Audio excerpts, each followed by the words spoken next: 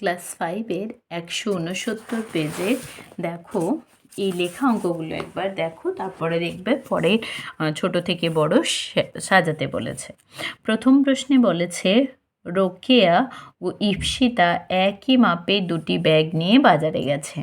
রোকেয়া 10.925 কিগ্রা চাল, 0.775 কিগ্রা ডাল আর 1 কিগ্রা চিনি কিনেছে। রোকেয়া এটা কিনেছে, আর ইপসিতা কিনেছে, এটা রোকেয়ার হলো। এবার ইপসিতা কী কী কিনেছে? এত কিলোগ্রাম চাল, এত ডাল, 3 কিগ্রা ময়দা কিনেছে। কার ব্যাগ কত বেশি ভারী? তাহলে আমাকে রোকেয়া মোট কত জিনিস কিনেছে সেটা দেখতে হবে, ইপসিতা মোট কত জিনিস কিনেছে সেটা দেখতে হবে। দেখো এখানে যেভাবে করে দেওয়া আছে সেটা দেখে নাও। রোকেয়ার ব্যাগে আছে কি কি? 10.925 কিগ্রা চাল, 0.775 কিগ্রা ডাল আর 1 কিগ্রা চিনি। এবার এগুলোতে দেখো দশমিকের পর 3টে করে সংখ্যা আছে, তাই 1 কিগ্রার পরে দশমিকের পর 3টে শূন্য নিয়ে নিয়েছে। তাহলে রোকেয়ার ব্যাগে আছে এই 3টে যোগ করে নিলেই আমি পেয়ে যাব কত কিগ্রা জিনিস আছে। তাহলে যোগ করে নাও। 0 5 5 5 5 10 0, হাতে থাকে 1, 1 আর 7 8, 8 আর 2 10 0, হাতে থাকে 1, 7 আর 9 16, 1 17 7, হাতে থাকে 1, 1 আর 1 2 আর এটা হচ্ছে 1। তাহলে 12.700 কিগ্রা এই জিনিসটা রয়েছে রোকেয়ার ব্যাগে। ওকে, নেক্সট বলেছে দেখো ইপসিতার ব্যাগে কতটা আছে। এখানে বলেছিল 8.77 কিগ্রা চাল, 1.125 কিগ্রা ডাল আর 3 কিগ্রা ময়দা। 3 কিগ্রা ময়দার পরে যেহেতু দশমিকের পর 3টে শূন্য আছে, তাই 3টে শূন্য এভাবে লিখে নিয়েছে। যোগটা এখানে করে দেওয়া আছে, তবু আরেকবার দেখে নাও যে এখানে কত হচ্ছে। 5 আর 3 8, বাট এখানে দেখো 8 নেই, 12.901 করা আছে, কিন্তু এটা অ্যাকচুয়ালি এটা না হয়ে কি হবে? 5 আর 3 8, 7 আর 2 9 আর 7 আর 1 8, 3 আর 1 4 আর 8 12। তাহলে যে পরিমাণগুলো দেওয়া আছে সেই পরিমাণ অনুযায়ী এটা হবে 12.898 কিগ্রা। তাহলে দেখো এখানে আছে 12 কেজি 898 গ্রাম, এখানে আছে 12 কেজি 700 গ্রাম। তাহলে কার ব্যাগ বেশি ভারী? এর ব্যাগ বেশি ভারী, ইপসিতার। তাহলে এখানে লিখবে কি? ইপসিতার ব্যাগ বেশি ভারী। এবার কত বেশি ভারী? এখানে অ্যাকচুয়ালি 12.898 হতো, 12.898 কিলোগ্রাম, আর আরেকটা ছিল 12.700, তাহলে 12.700 কিলোগ্রাম। তাহলে এটা বিয়োগ করে দাও, বিয়োগ করে দিলে এটা তো কিগ্রায় আসছে, তারপর 8 9 8 - 7 1 দশমিক, এটা শূন্য মিলে যাচ্ছে। তাহলে কত? 0.198 কিলোগ্রাম বেশি ভারী। তাহলে 0.198। আচ্ছা, কার ব্যাগ বলেছে? তাহলে কত না, এটা হচ্ছে ইপসিতার ব্যাগ। ইপসিতার ব্যাগ এই পরিমাণটা হতো 0.198 কিগ্রা বেশি ভারী। ওকে, নেক্সট 2 নম্বর প্রশ্নটা দেখো। এখানে বলেছে 6.825 কিলোমিটার লম্বা একটি রাস্তা 3 দিনে মেরামতের কাজ চলছে। দেখো যদি আমি বলি এইটা হচ্ছে পুরোটা রাস্তা, ওরা ঠিক করেছে 3 দিনে এটা মেরামত করবে, আর এই পুরো রাস্তাটা হলো 6.285 কিলোমিটার বা কিমি, কিলোমিটারের শর্ট ফর্মে কিমি, তাই তো? বা তোমরা এই কিমিটাকে KM করেও লিখতে পারো, পরবর্তী ক্ষেত্রে অনেক সুবিধে হবে। ওকে, প্রথম দিনে এত কিলোমিটার, দ্বিতীয় দিনে এত কিলোমিটার রাস্তা মেরামতের কাজ হয়েছে। তাহলে প্রথম দিনে ধরছি এটা হয়েছে 1.317 কিমি, দ্বিতীয় দিনে এই অংশটা হয়েছে, এটা হচ্ছে 2.123 কিমি। এবার বলেছে তৃতীয় দিনে কতটা রাস্তা মেরামত করতে হবে। তাহলে তৃতীয় দিনে কতটা রাস্তা মেরামত করতে হবে মানে এটা। তাহলে দেখো প্রথম দিন আর দ্বিতীয় দিনে যে কাজটা করেছে, যদি সেই কাজটার মোট বের করে নিই, তারপর পুরো রাস্তাটা থেকে বিয়োগ করে দিই, তাহলেই তো হয়ে যায়। তাহলে আমরা কি করব না, প্রথম দিন আর দ্বিতীয় দিনে মোট কতটা মেরামত হয়েছে সেটা আগে দেখে নেব। তাহলে প্রথম ও দ্বিতীয় দিনে মোট কাজ হয়েছে বা মোট মেরামত হয়েছে সমান, দেখো প্রথম দিনে হয়েছে 1.317 কিলোমিটার, দ্বিতীয় দিনে হয়েছে 2.123 কিলোমিটার। তাহলে মোট যেহেতু এটা যোগ করতে হবে। এবার লক্ষ্য করো, তোমরা আগের অঙ্কটার ক্ষেত্রে নিচে নিচে লিখে যোগ করছিলে, তো আমি কি করলাম, পাশাপাশি যোগ করলাম। পাশাপাশি যোগটা করার সময় খেয়াল রেখো, দশমিকের পর 3টে সংখ্যা রয়েছে, দশমিকের পর 3টে সংখ্যা রয়েছে, সুতরাং ডান দিক থেকে বাম দিকে যোগ করে যাব। দেখো 7 আর 3 10-এর 0, হাতে থাকে 1, 2 আর 1-এ 3 আর 1 হাতে ছিল, তাহলে 4, 3 আর 1-এ 4, দশমিক 2 আর 1-এ 3, তাহলে এত কিমি। যদি মনে হচ্ছে কারোর যে আমার অসুবিধে হচ্ছে, তাহলে তারা কি করবে, ডান দিকে এদিকে রাফ বলে একটা লিখে নেবে পরীক্ষার সময় বা নিজের করার সময়, তারপর 2.123 কিমি এটা যোগ করে নেবে। দেখো একই হবে, 7 3 10-এর 0, হাতে থাকে 1, 2 1-এ 3 1-এ 4, 3 1-এ 4, 2 1-এ 3। এটা যত বেশি প্র্যাকটিস হবে এগুলো কিন্তু তত বেশি ইজি হবে।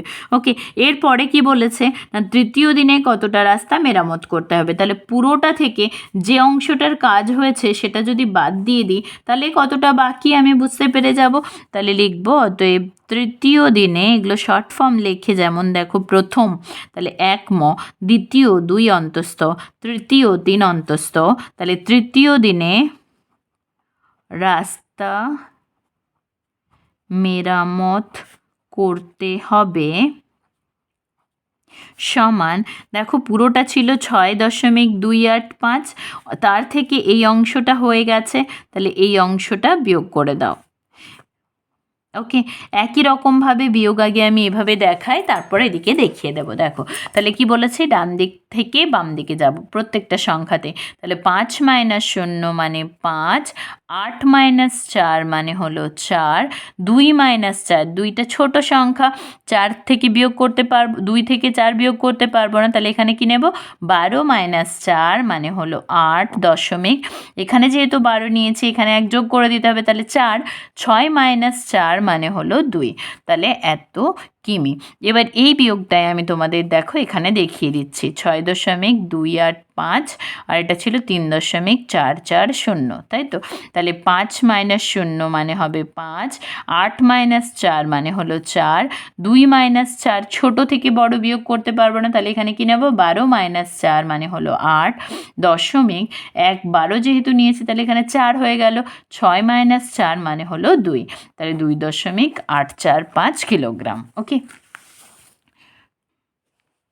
নেক্সট দেখো 3-এর প্রশ্ন।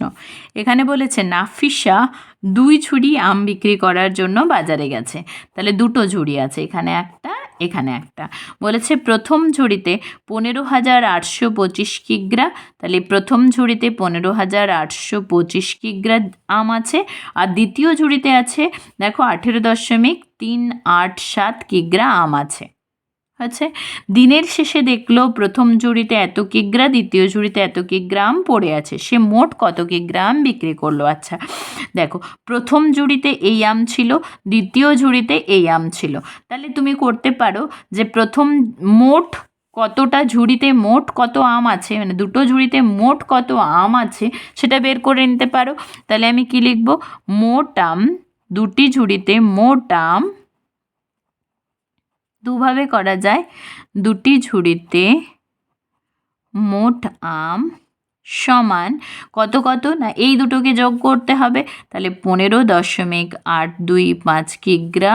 যদি পারো তাহলে পাশাপাশি লিখে যোগ করবে, যেটা এভাবে করেছিলাম, আর প্লাস তাহলে 18.387 কিগ্রা। আর যদি মনে হচ্ছে যে অসুবিধে হবে তাহলে তোমরা নিচে নিচে করতে পারো। তাহলে দেখো দশমিকের পর 3টে করে সংখ্যা আছে, তাহলে এটা যুক্ত এটা, 7 5 12 2, হাতে থাকে 1, 8 1-এ 9, 9 আর 2 11, 1 হাতে থাকে 1, 3 একে 4 হয়ে গেল, 4 আর 8 12, 2 হাতে থাকে 1, 8 5 13 একে 14, 4 হাতে থাকে 1, 1 একে 2 একে 3। যদি মনে হয় যে এইভাবে অসুবিধে হচ্ছে তাহলে উপর নিচে লিখে করো। ওকে, এটা হলো মোট দুটো ঝুড়িতে মোট আম। এবার বলেছে দিনের শেষে দেখলো প্রথম ঝুড়িতে এত কিগ্রা, দ্বিতীয় ঝুড়িতে এত কিগ্রাম পড়ে আছে। তাহলে মোট দুটি ঝুড়িতে মোট আম পড়ে আছে কতটা লিখে নাও। মোট আম পড়ে আছে, তাহলে প্রথম ঝুড়িতে কত পড়ে আছে না 2.178 কিগ্রা, দ্বিতীয় ঝুড়িতে পড়ে আছে 5.188 কিগ্রা। তাহলে মোট পড়ে আছে মানে এত কিগ্রাম পড়ে আছে, বিক্রি হয়নি, পড়ে আছে এগুলো, এটা আর এটা। ওকে, তাহলে যোগ করো 8 আর 8, দেখো দশমিকের পর 3টে, দশমিকের পর 3টে, তাহলে 8 আর 8 16, 6 হাতে থাকে 1, 8 সাথে 15 আর 1 হাতে 1 ছিল, 16 6 হাতে থাকে 1, 1 আর 1 2 হাতে 1 3.527 এত কিগ্রা আম কি হয়েছে পড়ে আছে। বলেছে সে মোট কত কিগ্রা আম বিক্রি করলো, তাহলে মোট আম ছিল এতটা, পড়ে আছে এতটা, তাহলে বিক্রি হয়নি, বিক্রি হয়েছে কতটা, এটা মাইনাস এটা। তোমার কাছে ধরো 34টা আম ছিল, তোমার কাছে পড়ে আছে 7টা আম, তাহলে তুমি কতগুলো বিক্রি করেছো, 34 - 7 মানে 27টা আম বিক্রি করেছো। একই রকম এটার ক্ষেত্রেও, তাহলে কি লিখবো, অতএব মোট আম বিক্রি করলো, লাস্ট লাইন ধরে উত্তর, বিক্রি করলো সমান, দেখো সমান, বিয়োগটার সময় অনেকের প্রবলেম হয়, সেক্ষেত্রে আমি তোমাদের লিখে দেখাচ্ছি। মোট আম ছিল এটা, বিয়োগ আর পড়ে আছে 7.366 এত কিলোগ্রাম। যখনই মনে হবে যে এইভাবে করতে অসুবিধে হচ্ছে তখনই এদিকে বিয়োগ করে নেবে, আর যাদের মনে হবে যে পারবে তারা এখানেও করতে পারো। দেখো 2 - 6 বিয়োগ করতে পারবে না, তাহলে 12 - 6 মানে হলো 6, এটা তখন 7 হয়ে গেল, তাহলে 1 - 7 হবে না, 11 - 7 মানে হলো 4, তাহলে এটা 4 হয়ে গেল। 2 - 4 বিয়োগ করতে পারবে না, তাহলে এটা হলো কত, 12 - 4 মানে 8, দশমিক 7টা তখন 8 হয়ে গেছে, 34 - 8 মানে হলো 26, তাহলে এত কিগ্রা। ওকে, যদি মনে হচ্ছে অসুবিধে হচ্ছে, এটা একটু আলাদা রকম মনে হতে পারে, দেখো এইভাবে বিয়োগ করবে, 2 - 6 বিয়োগ হবে না, তাহলে 12 - 6 6, তাহলে 12 করেছো মানে এখানে 1 যোগ করতে হবে, তাহলে হলো 7, 11 1 আছে, তাহলে 1 দিয়ে বিয়োগ করতে পারবে না, তাহলে 11 - 7 মানে 4, 11 করেছিলে মানে এখানে 1 যোগ করে দিতে হবে, 2 - 4 পারবে না, তাহলে 12 - 4 মানে হলো 8, দশমিক যেহেতু 12 নিয়েছো আবার এখানে 1 হয়ে গেল, 7 + 1 8, 4 থেকে 8 বিয়োগ করবে, পারবে না, তাহলে 14 থেকে 8 বিয়োগ করো 6, তাহলে এখানে 1 হয়ে গেল, 3 - 1 2, তাহলে 26.846 কিগ্রা। ওকে, নেক্সট দেখো বলেছে ছোট থেকে বড় সাজায়।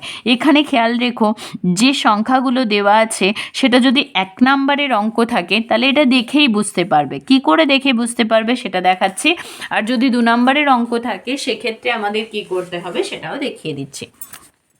দেখো সবগুলোরই দশমিকের আগে শূন্য আছে, সুতরাং দশমিকের পরের সংখ্যাটা দেখো, এখানে 2, এখানে 5, এখানে 1, তাহলে ছোট থেকে বড় সাজিয়ে পায়, তাহলে কে ছোট সব থেকে, 1 ছোট, তাহলে এই সংখ্যাটা সব থেকে ছোট হবে। ওকে, তারপরে দেখো এটা হয়ে গেল, এবার 2 আর 5-এর মধ্যে 2 ছোট, তাহলে 2টা তারপর 2 3 5, তারপর লাস্ট হলো এটা।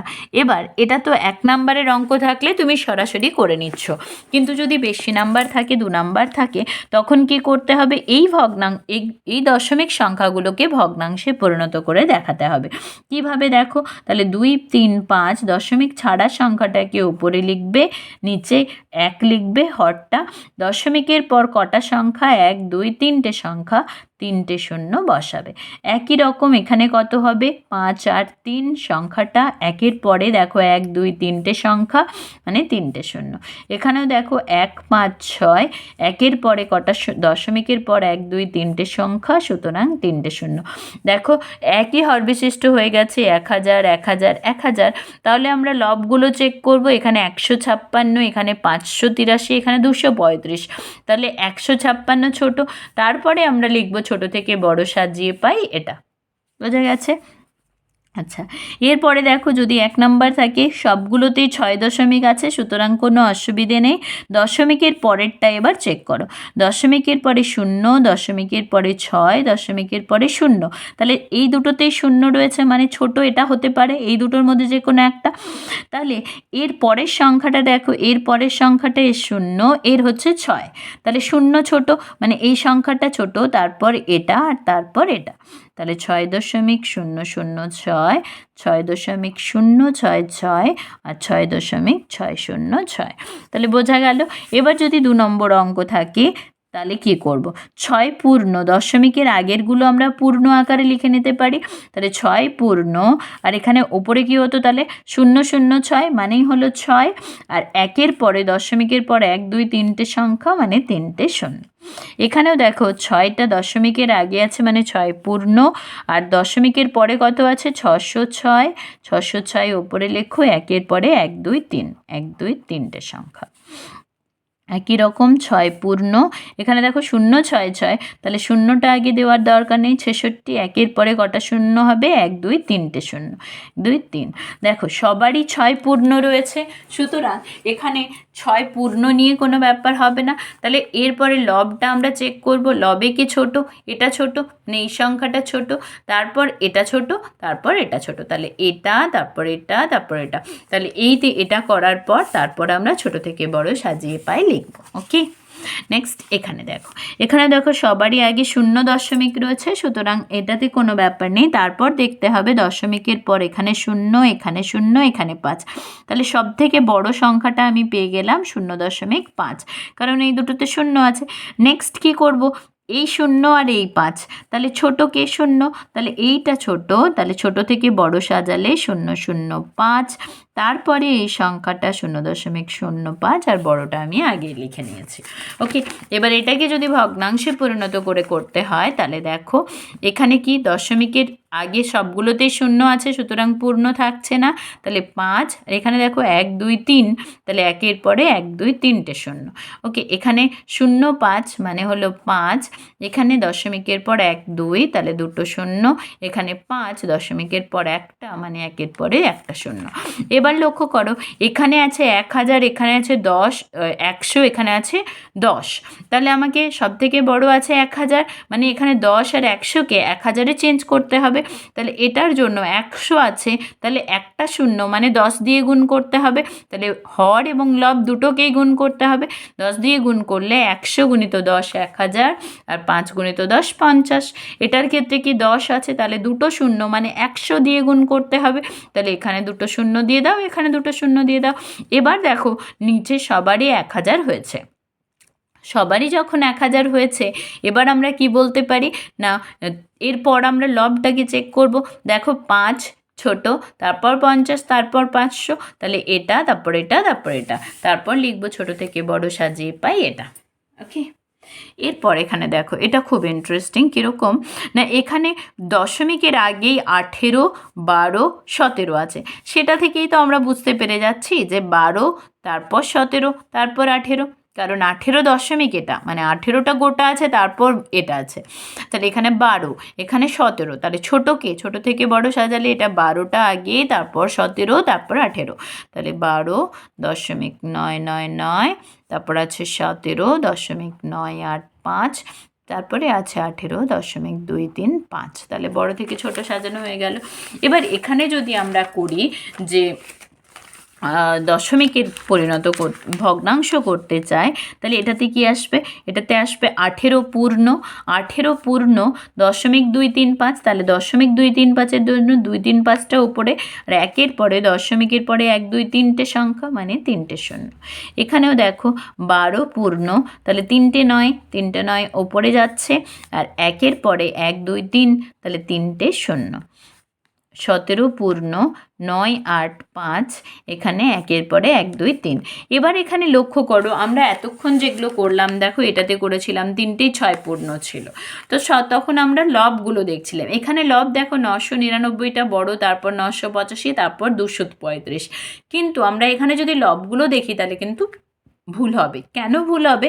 না আমাদের পূর্ণ সংখ্যাগুলো তো রয়েছে, তাহলে আগে আমরা পূর্ণগুলো দেখব। তাহলে পূর্ণগুলোতে ছোট কে? 12, তারপর 17, তারপর 18। যদি পূর্ণগুলো সমান হয় তখন আমরা লবগুলোকে দেখব। বোঝা গেছে? পূর্ণগুলো যদি সমান হয় তবে আমরা লব দেখব, না হলে পূর্ণ সংখ্যাগুলো দেখেই আমরা বলতে পারব। ওকে, নেক্সট দেখো মোটটা। মোটটাতেও দেখো এখানে রয়েছে 201, 200, 202। তাহলে দেখেই বুঝতে পারছি 200, তারপর 201, তারপর 202। তাহলে এখানে ছোট থেকে বড় সাজালে 200 দশমিক যেটা আছে, তারপর 201 এটা, তারপর 202।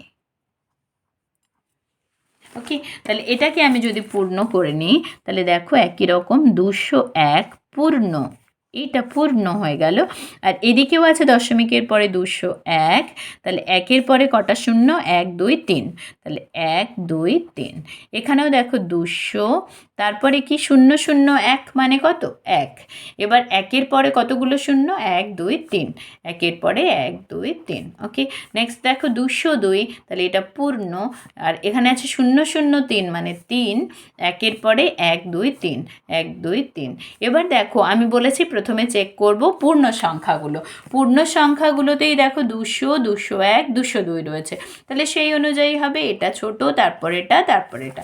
তাহলে তারপর লিখবো ছোট থেকে বড় সাজিয়ে পাই এটা। এবার এখানে দেখো, এখানে 108, 106, 108। তাহলে ছোটকে আমি সহজেই বলতে পারছি 106.921। এরপর দুটোতেই আছে 108। তখন কি করব? না তখন এই শূন্য দশমিকের পরে কি আছে? শূন্য, এখানে 9। তাহলে কে বড় কে ছোট? না শূন্য ছোট, 9 বড়, সুতরাং এটা ছোট।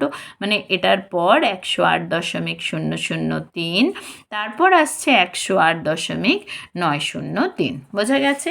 এবার যদি আমরা পূর্ণ সংখ্যায় পরিণত করি, দশমিকে পরিণত করি, সেক্ষেত্রে দেখো 108 পূর্ণ, 003 মানে 3, একের পরে কটা শূন্য? 1 2 3, তাহলে 1 2 3। ওকে, এখানেও 106 পূর্ণ, 921টা আগে, এবার একের পরে 1 2 3, তাহলে 1 2 3। এখানেও 108 পূর্ণ, 903 আগে, একের পরে 1 2 3 মানে 1 2 3। তাহলে দেখো এখানে 106 মানে এটা ছোট, তারপর দুটোতেই 108, তখন আমরা কি চেক করব? লব। লবে কে ছোট? এটা ছোট, মানে এটার পর এটা, তারপর এটা। ওকে, তাহলে এইভাবে আমরা তারপর লিখে নেব ছোট থেকে বড় সাজিয়ে পাই এটা। পরের ভিডিওতে আমরা 161 পেজ থেকে দেখব।